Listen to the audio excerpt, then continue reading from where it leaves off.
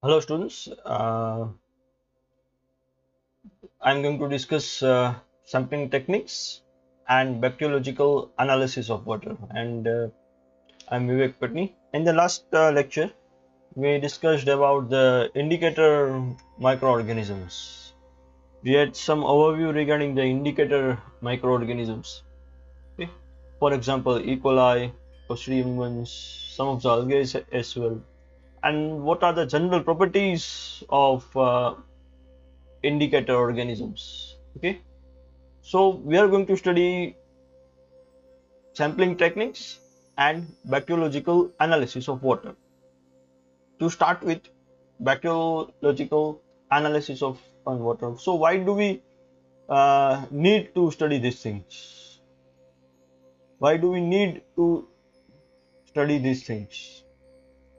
So providing a potable water is central to prevention of waterborne diseases. Okay?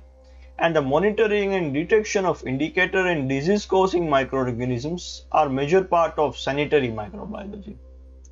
And water is usually tested for fecal contamination for the presence of indicator organisms. It may be either let's say bacteria or viruses. So in this video, we are going to study about the bacteriological analysis and how to sample water. So potable water જે આપણે પી શકીએ બરાબર, એ potable water general term જે છે.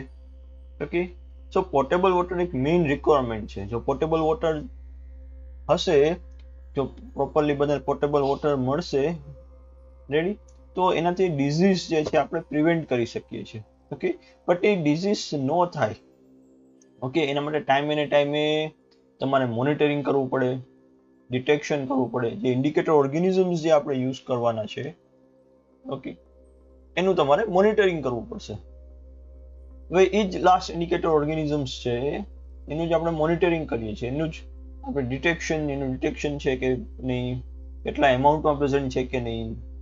Okay, તો એ બધા examples જે છે એ આપણે એનાલાઇઝ કરીએ છીએ.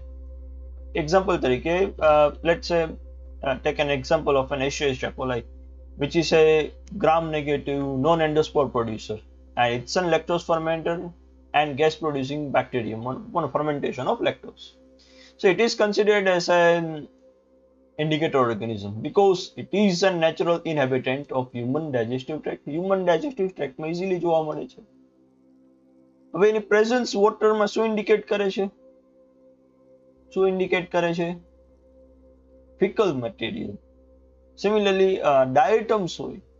Okay, so diatoms જે છે, which are basically characterized by two house or you can say overlap, like let's say two atoms which are generally found in salt water, moist soil, and kind of compromise basically a large part of phytoplanktons.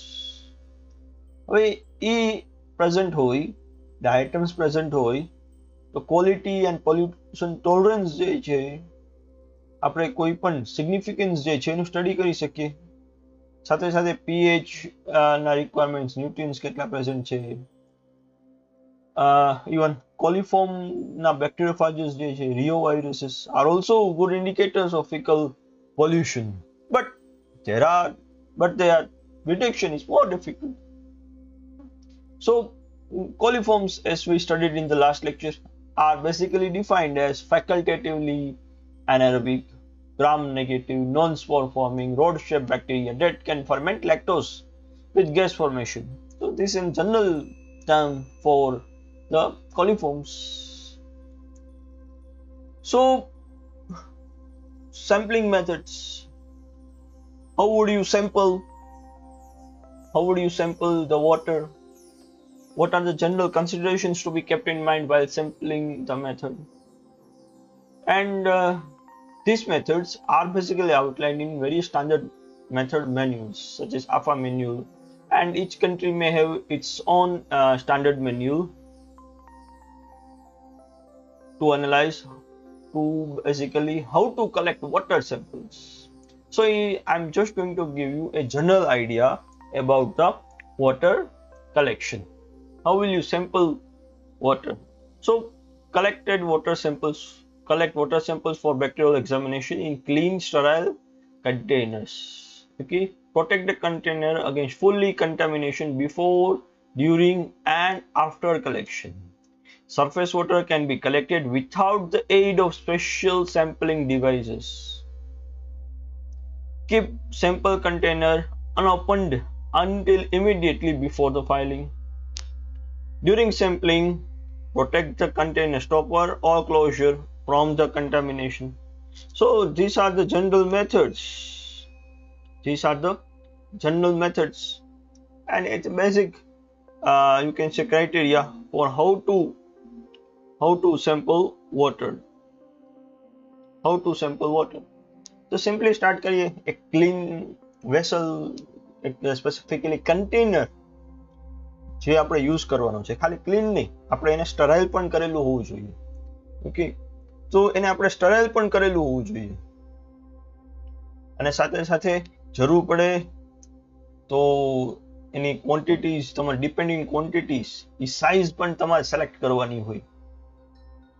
હવે એક ખાસ વસ્તુ યાદ રાખવાની છે, જે container હોય એને આપણે કન્ટેમિનેશન ન થાય એનું ધ્યાન રાખવાનું છે. સેમ્પલિંગ પહેલા, સેમ્પલિંગના ટાઈમે અને સેમ્પલિંગ પછી પણ બંને એટલી ટ્રાય કરવાની કે તમારું કન્ટેનર જે છે એ કન્ટામિનેટ ન થાય, એ બધું ધ્યાન રાખવાનું છે. એક નાની પ્લાસ્ટિક બોટલ્સ જે છે, અલગ અલગ quantities, 100 ml, 200, 250 ml, okay, even 1 લીટરની જે હોય બોટલ્સ પ્લાસ્ટિકની માર્કેટમાં અવેલેબલ છે, ઇવન ગ્લાસ બોટલ્સ હોય નાની, એનો પણ યુઝ થાય છે. બટ એ યુઝ કરવા પહેલા આપણે એને સ્ટરીલાઇઝ કરીએ છીએ. We are sterilising those bottles. So similarly, જ્યાં સુધી આપણે સેમ્પલ ન લઈએ, કલેક્ટ ન કરવાનું હોય, ત્યાં સુધી તો એ ઓપન કરવાનું જ નથી. એ સેમ્પલ જે છે, સેમ્પલ કલેક્ટ ન કરીએ ત્યાં સુધી બોટલ ઓપન જ ન કરવાની હોય. અને સેમ્પલ લેવા ટાઈમે એવું ન થાય કે ચાલો આપણે જે કન્ટેનરનું સ્ટોપર હોય, હવે તમે એવી રીતે ગમે ત્યાં મૂકી દો, સાઈડમાં મૂકી દો, એવું ન થવું જોઈએ. કારણ કે એ તમે સાઈડમાં મૂકી દેશો તો એ કન્ટામિનેટ થઈ જશે. તો એવી રીતે થોડાક બીજા પોઈન્ટ્સ જે તમારે યાદ રાખવા જરૂરી છે. So to collect sample by hand, hold the bottle near the base and plunge it neck downwards below the surface when the water depth permits. Then tilt it with the neck pointing slightly upwards into the direction flow. So during filling, push the container horizontally forward in the direction away from hand to avoid contamination. If sampling from a vessel, take care to avoid contamination from effluents. Sample upstream of the vessel motions. So આ બધું પણ તમારે ધ્યાનમાં રાખવાનું છે. કેવી રીતે? જેમ કે હોરિઝોન્ટલ વે હોય તો આપણે જે સ્ટોપરનો એરિયા હોય છે, ઓપન પાર્ટ હોય બોટલનો, એનાથી હેન્ડ આપણો બને ક્યાંથી દૂર રહેવો જોઈએ. અને રિકમેન્ડ તો એ જ કરીએ છીએ કે you wear gloves. Okay, and gloves should be basically sterilised. Gloves should be sterilised. Okay, so similarly, કદાચ કોઈ શેલો વોટર્સ હોય જ્યાં બહુ એક્ટિવિટી રહેતી હોય, તો બોટ એક્ટિવિટી રહેતી હોય, તો આ ટાઈપનું સેમ્પલિંગ તમને ઘણી વખત પ્રોપર રિઝલ્ટ પણ ન આપે છે. બહુ ઊંડેથી લેવું હોય તો સ્પેશિયલ ટ્યુબિંગ્સ જે છે, કોઈ સ્પેસિફિક એલ્યુમિનિયમ ટ્યુબિંગ્સ જે છે, તમારી જે સાઇઝ જે તમારી હોય એ પ્રમાણે તમારે યુઝ કરવું પડે. હવે માની લો તમારે કોઈ વોટર એવું છે જે કન્ટિન્યુઅસ ફ્લોમાં રહેતું હોય, રિવર્સમાં એક્ઝામ્પલ તરીકે, તો એવા કેસની અંદર તમારા ડાયરેક્શનનો ફ્લો શું છે એ તમને ખબર હોવી જોઈએ. એ તમને ડાયરેક્શન શું છે. હવે ડાયરેક્શન ઓપોઝિશનમાં તમે માની લો સેમ્પલ કલેક્ટ કરવા માંગો છો તો તમારું હેન્ડનું જ કન્ટેમિનેશન કદાચ આવી શકે, એ તમારે ધ્યાન રાખવાનું હોય. તો ડાયરેક્શનનો જે ફ્લો હોય એની સાથે જ હોય એ પ્રમાણે ડાયરેક્ટલી વોટર કલેક્ટ કરી શકીએ, એ રીતે ટ્રાય કરવાનું હોય.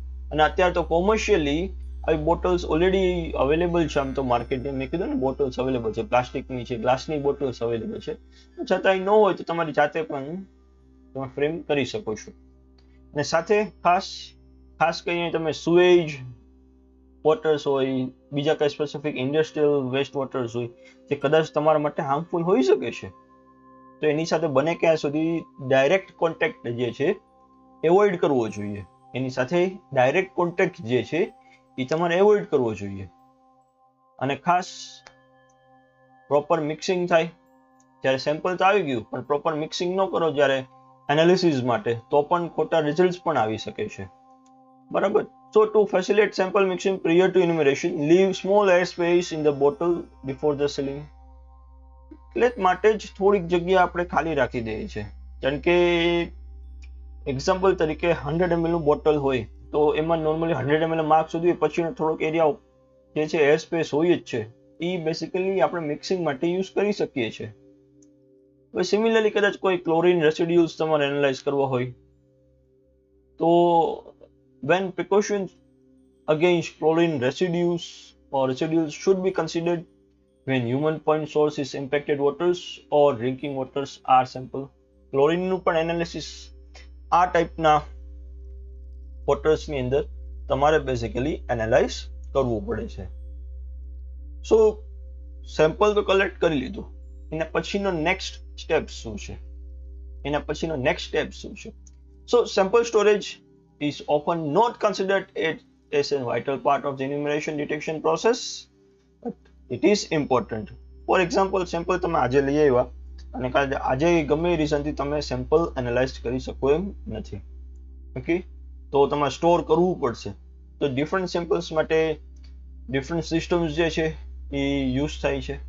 હવે માની લો કોઈ એવા જગ્યાએથી સેમ્પલ લાવશો જ્યાં બાજુમાં લેબ અવેલેબલ નથી, તો એ કેસમાં પણ તમારે સેમ્પલ જે છે સ્ટોર કરવું પડે.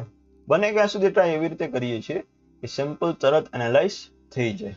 તમે સિમ્પલ આઈસિંગ જે છે બરફનો યુઝ કરી તમે કુલિંગ જે છે તમે આપી શકો છો. વધારે ટાઈમ માટે હોય તો ફ્રીજ રેફ્રિજરેટર્સ જે છે તમે એનો પણ યુઝ કરી શકો છો. So simple icing is usually recommended for field samples by many sources. So the degree of sample cooling required can vary depending on the activity of the sample. Which cooling depends કરશે તમારે કેટલું cooling આપવું, એ તમારી activity શું કદાચ present હોઈ શકે સેમ્પલમાં, એના ઉપર ડિપેન્ડન્ટ છે. So highly enriched samples with active heterotrophic microbial communities, okay, may change in composition if the temperature is not reduced quickly. બહુ વધારે પડતો ઓર્ગેનિઝમ્સ હોય, ફોર એક્ઝામ્પલ ડોમેસ્ટિક સુએજ હોય, યુટ્રોફિક લેક્સ હોય, તો એમાં કોમ્પોઝિશન કદાચ ચેન્જ થઈ શકે છે ટેમ્પરેચર જો ફટાફટ ઓછું ન કરીએ તો. સો સાથે એ ધ્યાન રાખવાનું છે. So on other hand icing water samples can produce sublethal stress expressed as reduced recovery when targeted for fecal organisms collected from cold waters are directly placed in warm media without any intermediary steps also. તો ઘણી કેસમાં માની લ્યો એ stress પણ provide કરી દે છે, એના કારણે કદાચ ડિટેક્શન થવું જોઈએ પણ ન થાય, આવું પણ થઈ શકે છે. મને ઓલરેડી કોલ્ડ એન્વાયરમેન્ટ્સમાંથી લીધું હોય તો તમારે વાર્મ મીડિયાની અંદર સાથે કદાચ યુઝ કરવો પડે છે, ઓકે. અને બીજો એક એક્ઝામ્પલ આપું તો સેમ્પલ્સ જે ક્લોરિનેટેડ એફ્લુએન્ટ્સમાં જે છે રેડી, એને તમારે સોડિયમ થાયોસલ્ફેટથી ટ્રીટ કરવા પડે. રેસિડ્યુઅસ એ બેસિકલી રેસિડ્યુઅલ ક્લોરિનને ન્યુટ્રલાઇઝ કરવામાં હેલ્પ કરશે. અને આ બધા સ્ટાન્ડર્ડ જે છે એ આફા મેન્યુઅલમાં પણ અવેલેબલ છે, જો તમારે સ્ટડી કરવા હોય તો ઓનલાઈન અવેલેબલ છે. સો in general it is always best to process samples as soon as possible after the collection and never to exceed the specified time limits for a given technique. હવે standard method જે government provide કરે છે એ time limit એ આપે છે. ચલો માની લો આજે sample તમે કલેક્ટ કર્યું તો કેટલા ટાઈમમાં તમારે એનું એનાલિસિસ પૂરું કરવાનું છે, તો એનો ટાઈમ પીરિયડ જે છે એ પણ ગવર્મેન્ટ પ્રોવાઈડ કરે છે. એ ટાઈમ લિમિટમાં જ પૂરું કરવાનું, અને બને ક્યાં સુધી ઇમિડિયેટલી એનાલિસિસ પોસિબલ હોય તો એ બેટરી છે આપણે વર્ક પૂરું કરી લેવું જોઈએ, okay.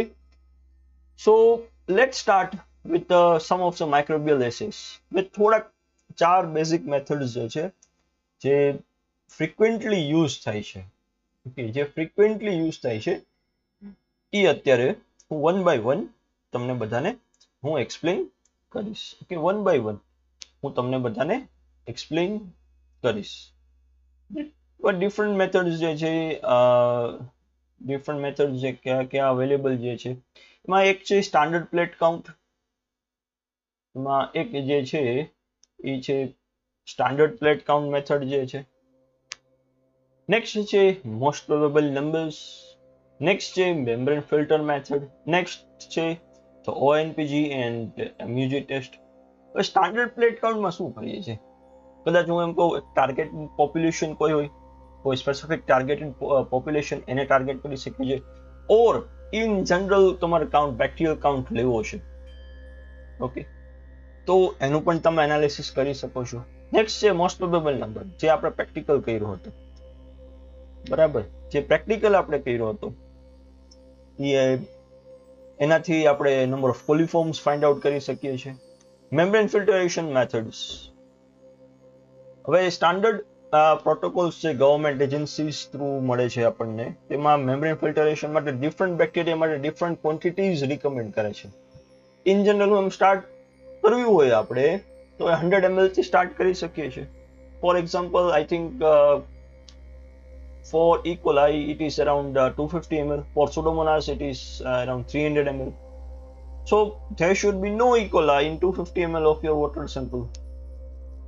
For example, in the case of Pseudomonas, there should be not a single Pseudomonas in 300 ml of your water sample. But last જે છે ONPG and MUG test, આ થોડાક વધારે સ્પેસિફિક ટેસ્ટ છે જે સ્પીડમાં આપણે રિઝલ્ટ જે છે એ પ્રોવાઈડ કરી શકે છે. And both are based on the activity of the enzymes. So let's start with standard plate count. So let's start with the standard plate count. So in short, it is also known as an SPC, which is used to assay total bacterial population from the aliquot of the water sample is sprayed over the surface of tryptone, glucose extract agar or nutrient agar plates and is incubated at 20 degrees Celsius and 37 degrees Celsius for 72 and 24 hours respectively. And the number of colonies that develop provide an estimate of total viable population of bacteria without differentiating from coliforms from other species. And this information I think is useful in, let's say, in evaluating the effectiveness of various steps in water purification systems. So it is useful.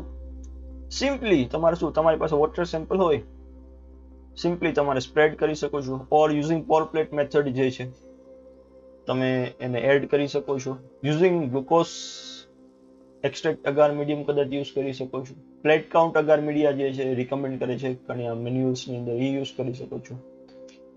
Okay, આવા ઘણા બધા manuals, કદાચ કોલિફોર્મ specific try કર્યું હોય તો પણ તમે try કરી શકો છો. બરાબર, પણ in generally you are going to count the viable population. Okay, viable population of the bacteria.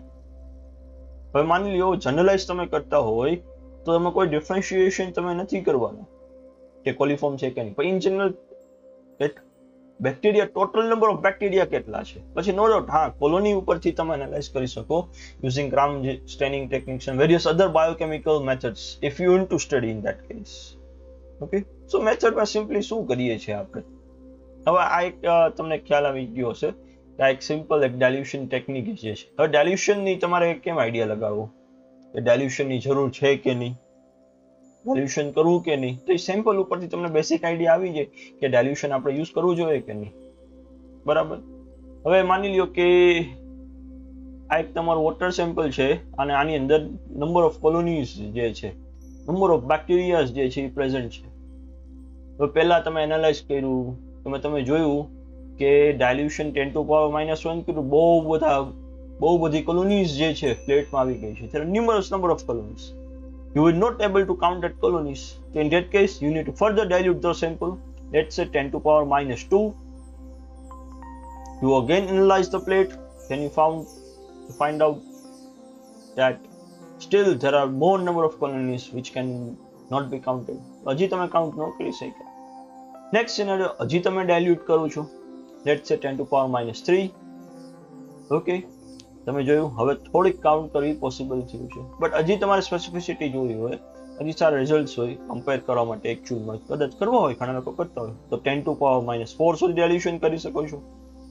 Okay, and again તમે સેમ્પલ એડ કરી નંબર ઓફ કોલોનીઝ તમે કાઉન્ટ કરી શકો. Similarly for rest two cases, હવે ડિપેન્ડિંગ કદાચ પેલી ટ્રાયલમાં તમે number of bacteria બહુ વધારે પડતા મળ્યા, રેડી, તો ફર્ધર તમે ડાયલ્યુશન્સનો યુઝ કરી તમે number of bacteria find out કરી શકો છો in terms of ml, in terms of પર ml. સો એક સિમ્પલ એક ફોર્મ્યુલા આપેલી છે જે ઓલરેડી તમે લોકો ભણી ગયા છો. It is the number of colonies on plate into reciprocal of dilution of the sample, and finally you will get number of bacteria per ml, number of bacteria per ml. Okay, so આવી રીતે basically standard plate count જે છે એ આપણે કરી શકીએ છીએ. હવે again હું રિપીટ કરું છું સ્ટાન્ડર્ડ પ્લેટ કાઉન્ટ પ્રોસિજર. એમાં સિમ્પલ છે એકદમ. ટેકનિક જે છે આ જ સ્પ્રેડ પ્લેટ ઓર પોર પ્લેટ ટેકનિકનો તમે યુઝ કરી શકો છો. વોટર સેમ્પલ હોવું જોઈએ. હવે વોટર સેમ્પલને તમે જરૂર પડે તો ડાયલ્યુટ કરો. નંબર ઓફ કોલોનીઝ તમને લાગે વધારે આવે એમ છે તો વધારે ડાયલ્યુટ કરો. જો વધારે નંબર્સ નથી આવતા તો ડાયલ્યુટ કરવાની તમારી રિક્વાયરમેન્ટ નથી. તો આવી રીતે તમે એક્સપેરિમેન્ટલ ડિઝાઇન સેટઅપ કરી શકો છો. અને છેલ્લે શું મળશે? Total number of bacteria. એમાં સ્પીસીસ કોઈ સ્પેસિફિક નહીં આવે, પણ હા પ્લેટ ઉપરથી તમારે ફાઇન્ડ આઉટ કરવું હોય તો ફર્ધર બાયોકેમિકલ કેરેક્ટરાઇઝેશન તમે કરી શકો છો. Okay, so next technique which I am going to discuss is the most probable number. The most probable number method is an indirect method for detection of the bacteria. આપણે જ્યારે પ્રેક્ટિકલમાં ભણ્યા હતા ત્યારે મેં કીધું હતું statistical method છે to estimate bacterial population in liquid when the samples contain too few number of organisms to give reliable measures by plate count method. Okay, similarly it is also known as multi-tube fermentation method. multi-tube શું કરો? ઘણી બધી અલગ અલગ tubes આપણે જે use કરીએ છીએ. So basically there are 3 steps, starting with the presumptive test, next one is the confirmed test, and the last one is the completed test. આ બધી ટેસ્ટ આપણે પરફોર્મ કરી છે, આપણે સિક્વેન્શિયલી પરફોર્મ કરી છે. પહેલી ટેસ્ટમાં આપણે લેક્ટોઝ ફર્મેન્ટેશન માટે એનાલાઇઝ કર્યું છે, એસિડ ગેસ પ્રોડક્શન છે કે નહીં. તમારું જે વોટર સેમ્પલ જે એનાલાઇઝ કરવા માંગો છો એમાંથી તમે ફર્ધર જે ઇન્ક્યુબેશન કરો છો. અમુક કેસની અંદર 24 hours આવી જાય રિઝલ્ટ, તો આગળ જરૂર નથી. 48 hours એનાલાઇઝ કરવું, 48 hours સુધી પણ ઇન્ક્યુબેટ કરી શકો છો. So let's start with the presumptive test. So presumptive test basically involves the series of 3 subsets of fermentation tubes and 5 tubes in each series containing different amounts of lactose broth. It can be either McConkey's broth or lactose or lauryl tryptose broth, whatever it may be, which can be used to estimate the most probable number of the coliforms which are present in the water sample. હવે આ જે method જે તમને અહીંયા જે આપણે already કરેલી જ છે એ જ હું તમને અત્યારે વધારે એક્સપ્લેન કરું છું. ઓકે, હવે તમારું વોટર સેમ્પલ લઈ એમાંથી દરેક ટ્યુબની અંદર ફર્સ્ટ સ્ટેજ છે જે ડબલ સ્ટ્રેન્થ લેક્ટોઝ બ્રોથ છે. એની અંદર તમે દરેકની અંદર સેમ્પલ 10 ml એડ કરો છો. રેડી. નેક્સ્ટ જે છે સિંગલ સ્ટ્રેન્થ 1 ml અગેન તમે એડ કરો છો 5 ટેસ્ટ ટ્યુબ્સની અંદર. નેક્સ્ટ જે છે એ છે 0.1 ml, એ પણ સિંગલ સ્ટ્રેન્થની અંદર એડ કરો છો. So different quantities of water sample you are going to add in each tubes. Next day 24 hours પછી ઓબ્ઝર્વ કરીએ છીએ, કદાચ રિઝલ્ટમાં કઈ વેરિએશન કે ચેન્જ ન આવ્યું, કઈ કલર ચેન્જ, તો 48 hours સુધી પણ ગેસ પ્રોડક્શન માટે આપણે એનાલાઇઝ કરવાનું છે. એના માટે આપણે એનાલાઇઝ કરવાનું છે. બરાબર. So next part of presumptive test, 48 hours માટે તમે ઇન્ક્યુબેટ કર્યું, let's say at 37 degree Celsius. જેમાં પોઝિટિવ રિઝલ્ટ આવશે એની અંદર એક તો ગેસ એસિડ પ્રોડક્શનના કારણે કલર ચેન્જ આવ્યો. માની લો અહીંયા મેં યલો બતાવ્યો છે, અહીંયા યલો કલર ચેન્જ જે છે એ બતાવ્યો છે, અને સાથે ગેસ ફોર્મેશન જે છે એ પણ તમને દેખાય છે. અહીંયા શું દેખાય છે? ગેસ ફોર્મેશન જે છે એનો પણ તમે બેઝિકલી સ્ટડી કરી શકો છો. સો સિમિલરલી જેમ કે ફર્સ્ટ સિનારિયો છે જેમાં આપણે 10 ml યુઝ કર્યું હતું સેમ્પલ, જે 10 ml કર્યું હતું એમાં 4 પોઝિટિવ ટ્યુબ્સ છે. નેક્સ્ટ જે છે જેમાં તમે 1 ml સેમ્પલ એડ કર્યું હતું એની અંદર 2 પોઝિટિવ ટ્યુબ્સ છે. હવે આની અંદર જેની અંદર તમે 0.1 ml સેમ્પલ એડ કર્યું હતું એની અંદર 1 પોઝિટિવ ટ્યુબ છે, બરાબર. સો આ બાકીની ટ્યુબ્સ જેમાં કઈ ગેસ પ્રોડક્શન નથી અને કલર ચેન્જ નથી, they are negative ones. So the development of gas in any tubes is presumptive evidence of the presence of coliform bacteria in the sample. And the presumptive test also enables the microbiologist to obtain some idea about the number of coliform organisms present by means of most probable number. And the MPN is basically estimated by determining the number of tubes in each group that shows the gas following the incubation period. So આપણે અમે શું કર્યું, હવે 4 2 1 એક value side એ આપણે એક standard એપીએન tables જે available હોય એનો યુઝ કરી કોલિફોર્મ ઇન્ડેક્સ જે છે ફાઇન્ડ આઉટ કર્યો, જે બેસિકલી એમ્પેન ઇન્ડેક્સ. હવે એનું આપણે શું એક યુનિટ હતું, નંબર ઓફ કોલિફોર્મ ઇન્ડેક્સ પર 100 ml of your water sample, per 100 ml of your water sample આપણે જે ટેબલ યુઝ કર્યું હતું એક્સપેરિમેન્ટ ટાઈમે. હવે નેક્સ્ટ ફેઝ જે છે એ છે કન્ફર્મ ટેસ્ટ. હવે શું કરશું, આમાંથી આજે માની લો કોઈ પણ જે પોઝિટિવ ટ્યુબ્સ હોય જેમાં ગેસ પ્રોડક્શન આવ્યું હોય એને આપણે ફર્ધર એનાલાઇઝ કરશું. એ કરશું કેની અંદર, કન્ફર્મ્ડ ટેસ્ટ ની અંદર. સો પ્રિઝમ્પટિવ ટેસ્ટ માની લો કદાચ પોઝિટિવ આવ્યું, નો આવ્યું હોય તો જરૂર નથી આગળ પ્રોસીડ કરવા માટે. પ્રિઝમ્પટિવ ટેસ્ટ નેગેટિવ આવ્યું હોય તો આગળ કન્ફર્મેટરી ટેસ્ટ કરવાની જરૂરત જ નથી.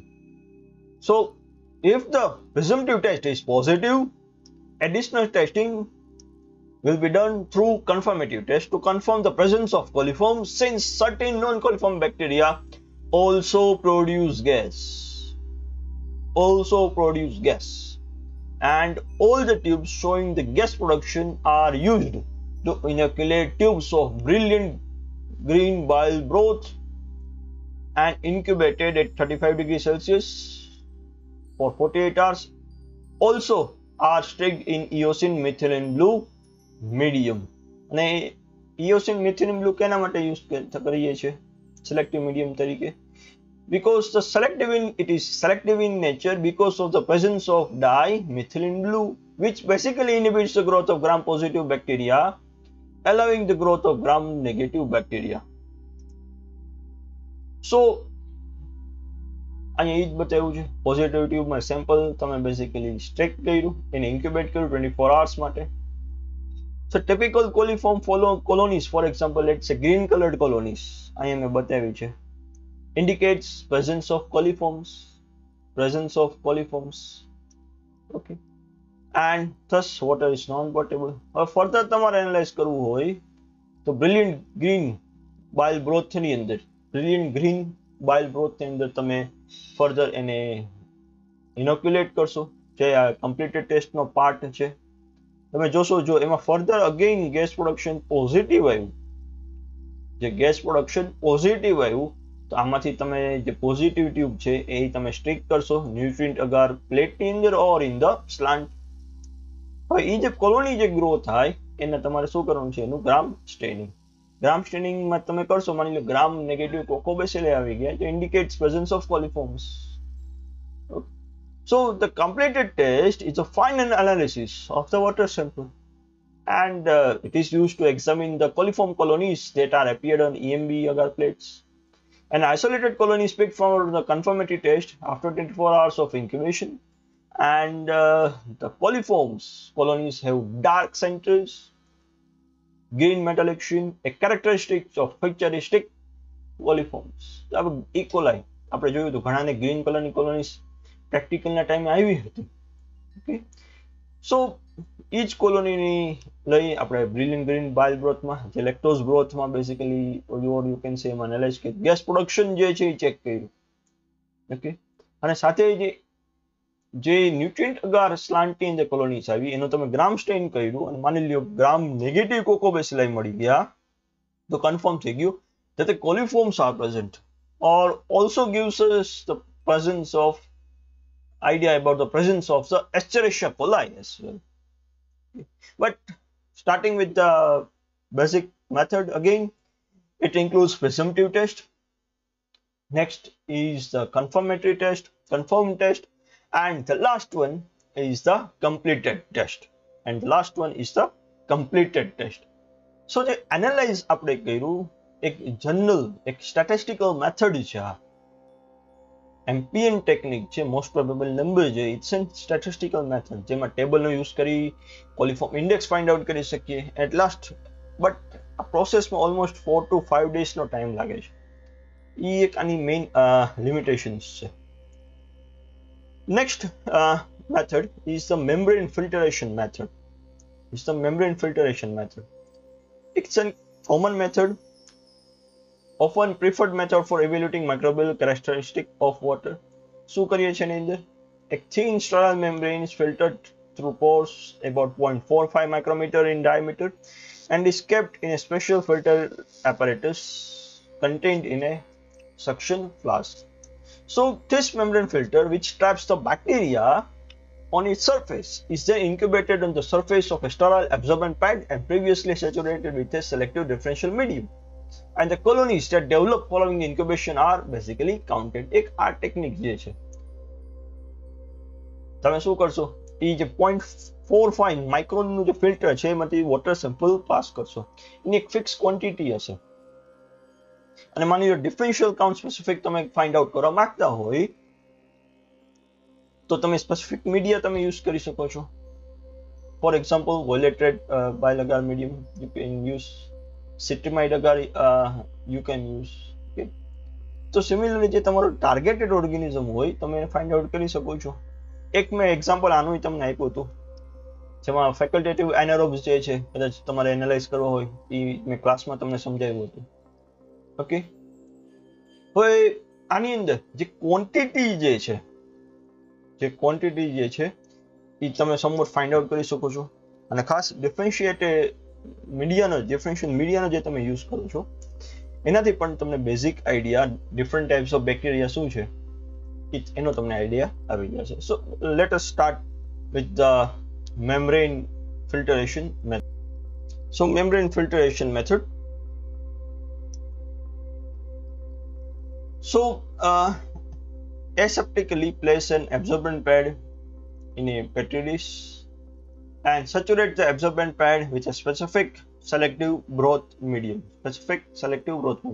હવે selective broth medium શું કરવા કારણ કે તમારે કોઈ સ્પેસિફિક ઓર્ગેનિઝમ્સનું કદાચ કઈ સ્ટડી કરવું હોય ઓકે સ્પેસિફિક ઓર્ગેનિઝમ્સનું કદાચ તમારે કઈ સ્ટડીની રિક્વાયરમેન્ટ હોય તો તમે એનો યુઝ કરી શકો છો તો તમે એનો યુઝ જે છે એ કરી શકો છો એટલા માટે સ્પેસિફિક રિક્વાયરમેન્ટ જે છે એનો તમારે યુઝ કરવો જોઈએ હવે સેચ્યુરેટ એટલા માટે કરીએ છીએ કારણ કે મીડિયમ જે છે પ્રોપરલી એબ્ઝોર્બ થઈ જાય નેક્સ્ટ શું કરશું આપણે એની અંદર જે મેમ્બ્રેન ફિલ્ટર જે છે તમે અહીંયા પ્લેસ કરીએ છીએ જે મેમ્બ્રેન ફિલ્ટર જે છે અને અહીંયા ફનલ અહીંથી આપણે વોટર સેમ્પલ જે છે એડ કરવા માટે અને આ આખી અહીંયા એસેમ્બલી જે છે એક બેઝ રબરનું એક ફોર્ક હશે જે હોય અહીંયા હોલ્ડ કરવામાં હેલ્પ કરશે બટ યાદ રાખજો આ એપેરેટસ આખું સ્ટરીલાઇઝ કરેલું હોવું જોઈએ આ જે એપેરેટસ જે છે કમ્પ્લીટલી સ્ટરીલાઇઝ કરેલું હોવું જોઈએ અને આ જે તમને દેખાય છે આખી કમ્પ્લીટ એપેરેટસ છે જે મેમ્બ્રેન ફિલ્ટરેશનની અંદર યુઝ થાય છે આ કમ્પ્લીટ એક એપેરેટસ છે મેમ્બ્રેન ફિલ્ટરેશનની અંદર યુઝ થાય છે નેક્સ્ટ શું કરશું આપણે આ પ્રોપર એસેમ્બલી ફોર્મ થઈ ગઈ કમ્પ્લીટ સ્ટરાઇલ કન્ડિશન્સની અંદર જ છે બધું સ્ટરાઇલ હોવું જોઈએ સેમ્પલ જે છે તમે ઉપરથી એડ કરશો એ એડ કરવાની એક સ્પેસિફિક ક્વોન્ટિટી જે છે તમારે યુઝ કરવાની છે you need to add a specific amount of sample similarly the size of the funnel varies from the sample which you are going to use for example if you are using a 50 ml funnel only 50 ml of sample can be analyzed at a time if you are using a let's say 250 ml you can analyze 250 ml at a time You can add more number of samples, but the quantity of the sample which you are going to use should be specific. It should be specific. And the vacuum pump is basically used during the process to fasten the process of filtration. હવે શું થશે basically? What happens next?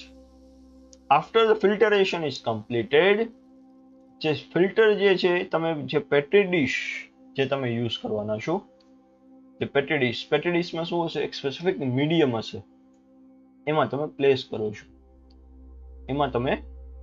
છો, એ filter જે છે તમે place કરશો અને એનાથી તમે એને પછી ઇન્ક્યુબેટ કરશો એક સ્પેસિફિક ટાઈમ એન્ડ ટેમ્પરેચર અને ગ્રોથ જે છે સ્પેસિફિક કોલોનીઝમાં તમે ઓબ્ઝર્વ કરવાની ટ્રાય કરશો. So basically when the filtration is done, when the filtration is completed, you transfer the filter onto a specific petri plate which contains a differential media for the organism, for a specific organism which you want to analyze. So that's all for membrane filtration test. For example, for E. coli, you need to at least analyze 250 ml of water sample at a period of time. You need to filter 250 ml of water sample. To speed up the process, vacuum pump is used. For Pseudomonas, I think 300 ml of water should be analyzed at a time. Next test which basically deals with the enzymes. It's based on secretion of enzymes, which are basically ONPG and MUG test. And both the tests are based on secretion of enzymes by coliforms, which leads to formation of product and on the substrate, which can be detected simply by color change. So minimal media આના માટે use થાય છે. આ sample ની અંદર શું કરીએ છીએ? Water samples are inoculated into a nutrient broth containing substrate ONPG. What is ONPG? O nitrophenol 3D galactopyranoside. And MUG, what is MUG? It is methylum balifral PD glucuronide. Okay, I am repeating again. So ONPG, O nitrophenol 3D galactopyranoside. What is MUG? 4-methylum balifral para-D-glucuronide. Okay. So E. coli simply can be detected within 24 hours using these tests. Okay. And similarly, other organisms which can be analyzed. Now, what is the basic principle? What are the color changes? If the coliforms are present in the sample and after incubation, the enzyme 3-galactosidase will hydrolyze ONPG into a yellow colored product,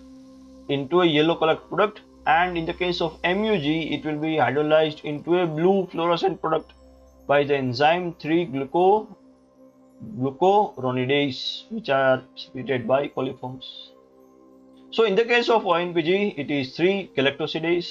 In the case of MUG, it is 3-glucuronidase. The બે enzymes 3-galactosidase, and in the case of MUG ના કેસની અંદર 3-glucuronidase જે છે એ enzyme use થાય છે. ONPG ની અંદર કલર જો કોલિફોર્મ પ્રેઝન્ટ હશે તો યલો કલરેશન થઈ જશે. MUG ની કેસની અંદર એ બ્લુ ફ્લોરોસેન્સ જે છે એ એનાલાઇઝ બેસિકલી થઈ જશે. So what is the basic principle and how yellow coloration is produced? ONPG નું સ્ટ્રક્ચર beta-galactosidase શું ફોર્મ થશે?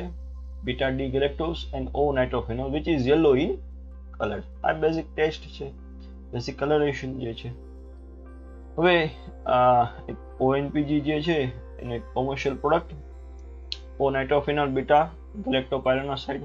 નેગેટિવ ટેસ્ટ હશે તો કાંઈ કલર ફોર્મ સ્પેસિફિક નહીં થાય કારણ કે એન્ઝાઇમ્સ જ પ્રોડ્યુસ નથી થતા.